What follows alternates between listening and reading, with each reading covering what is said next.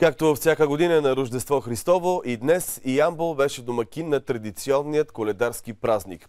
Ритъмът на буенека разнесе мъглата по обяд, празничното настроение завладя всички в центъра на града.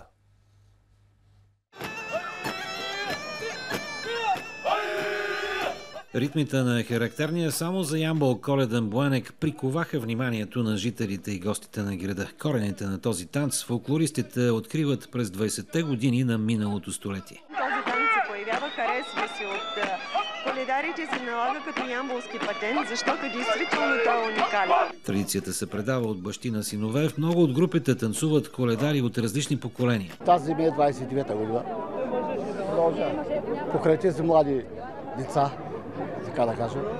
Аз също се чувствам млад и продължавам да играя. Зареждам с много положителна енергия, понеже вече много малко хора поддържат българската традиция и дори забелязвам, че много хора се срамуват от българската традиция. Но лично за мен това ми дава огромна енергия, заряд и мисля, че ще продължавам много години напред да играя.